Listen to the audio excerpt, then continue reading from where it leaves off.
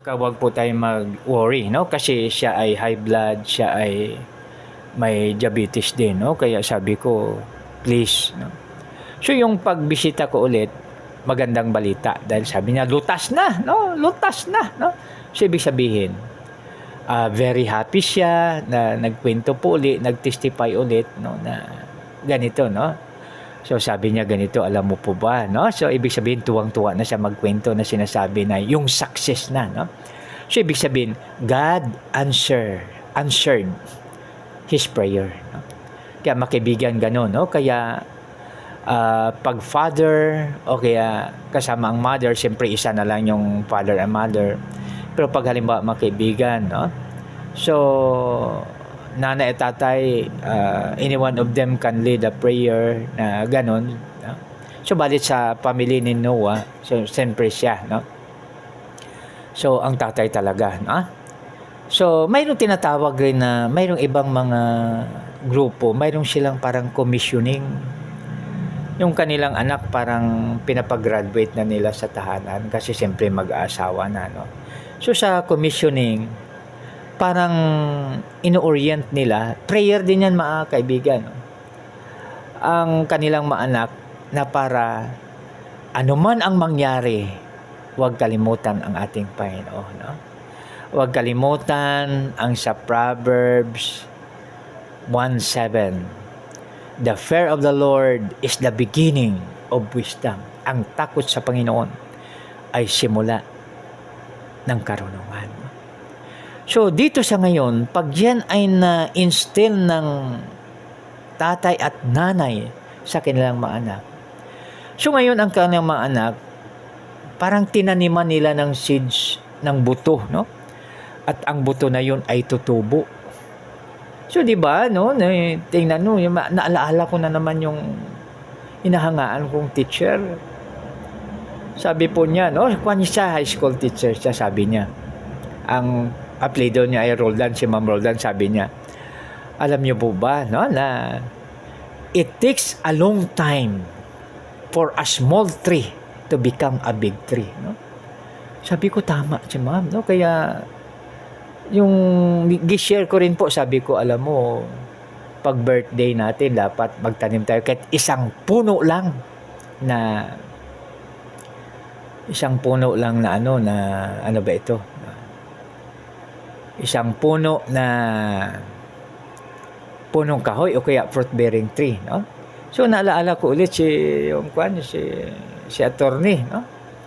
So ngayon, kumain siya ng kukuminggo. Ang laki ng kukuminggo. Ang sarap pala ng kukuminggo. Yung parang manibala, masarap. Sabi niya, kunin ko ang buto. Tapos itanim ko pagdating ng bahay. Sabi ko talaga. So ngayon mga kaibigan, no, parang sa paggawa natin, sa pag-pray natin sa ating mga anak bago umalis, tinataniman natin sila, no? So of course, mayroon ding pangangaral. At ang pangangaral ngayon ay iba na, no? Digital na, no? Kasi ginagamitan na natin ang ating gadget, no? Kung sa halimbawa, ano ba, yung anak ko doon sa Cotabato, ako ay dito, no? So, siyempre, huwag natin kalimutan na i-share yung mga verses para sa kanila, no? So, ang aking palaging sinishare yan ay sabi ko, dapat ma-memorize mo po ito, anak, no? Sa Ephesians 6:1-3, no? Na mga anak, kayo ay sumunod, gumalang sa iyong mommy at daddy.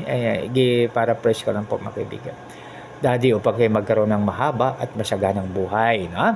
At dinudugtong ko pa na pwede kayo mag-almusal sa sa Singapore, pwede magtanghalian sa Malaysia, at sa Thailand naman ang hapunan, no? Kung susunod kayo at gagalang sa inyong mommy at daddy, kung kanino man po naukol ito, at lalong-lalo na sa ating Creator, no? Kaya napakaganda pag ganun, mga kaibigan, pag yun po ang gagawin natin, nataniman natin ng seedlings ang ating mga anak upang maging maayos po ang lahat, ha? So kaya napakaganda, napakabuti pag tayo ay sa ating Panginoon. So ang tatay, bilang siya ay sa tahanan, napakaganda, no? Gawin po nating pattern si Noah, no? Uulitin ko po, siya isang preacher, nangaral siya ng matagal, ang kanyang mga friends, mga BFF niya, mga kapitbahay, mga kababayan ay hindi nakinig sa kanya. Subalit, ang maganda na pattern sa kanya, ang kanyang pamilya ay buo. Nagkaroon sila ng malaking trabaho, ang paggawa ng arko sama-sama, no? Parang pag-imagine natin, mga kaibigan, maaring si Mrs. Noah, siya nagli-lead para ayusin ang pagkain. Kasi itong ginawa po nila ay manual, ito mga kaibigan, manual labor, at naranasan ng iyong abang lingkod yan yung manual labor. Kasi bata pa po ako doon sa farm namin sa Cotabato ay gumagawa kami ng kubo, no? Minsan sabi ng mga kapitbahay, dahil medyo malayo ang kapitbahay pero marinig dahil walang disturbo, kasi pag sa probinsya malawak. So yung sabi niya, parang gumagawa ka ng kabaong dahil kahit gabi na pukpok ka pa rin ng pukpok. Kasi mga kaibigan, pasalamat po tayo sa liwanag ng buwan. Kasi yung ginawa ko yun na tadtad, kasi yung kuwan ko, so ibig sabihin tadtad, no? So, ibig sabihin yung kawayan niya na parang biniyak-biyak, no? Na nagkadugtong-dugtong pa rin, no? So yun ang ginamit ko. So sa paggamit ko na yun, nabuo ko yung kuwan, no? Kahit gabi, no? So dahil, bakit ko ginawa po yun? Dahil maliwanag ang buwan. Kaya naalala ko rin sa Psalms 33, pag hindi po ako nagkamali, no? Sa utos ni Yahweh, ginawa ang langit, ang araw, ang buwan, at mga bituin maririkit, no? So yan, no? Kaya pasalamat tayo sa ating Creator at sambahin natin sa pasalamatan, purihin at sambahin, no? So yan ang pinaka the best nating magagawa. Dahil tapos ibalik natin kung ano ang para sa Kanya. Ang 10% ay para talaga sa Kanya, no? Kaya pag ang gagawin natin yan, mga kaibigan, napakaganda, napakabuti, dahil ang balik ay sa atin. So, i-summarize na natin si Noah. Noah as a preacher, he preached without ceasing, no? So, ibig sabihin, hindi siya tumigil sa pag-preach, subalit walang naniwala sa kanya. Yung kanyang BFF, yung kanyang kapitbahay, yung kanyang mga kababayan, yung kanyang mga friends and relatives, wala, maliban lang sa kanyang mga manugang. So yan, no? Tapos Noah as a father. So dito, grabe ang task na binigay sa kanya ni Lord, ang paggawa ng arko. Subalit, ginamit ni Noah, tumulong ang kanyang pamilya. So nagbigay ng full support ang kanyang pamilya. Maaaring si Mrs. Noah ay namamahala sa pagkain, no? Kasi napakahirap, no? Tapos tubig, so grabe pala sila, no? So biro mo yun, yung strength na kailangan nila, no? Na nakagawa sila ng arko. So yan, no? Kasi may mga technique po yan na ginamit nila, yung mga elepante. Nakikita natin sa mga sine, di ba, elepante, kalabaw, baka, or whatsoever na pwede nilang magamit, no? Kaya napakaganda na i-review natin ang buhay ni Noah. So yan siya, na?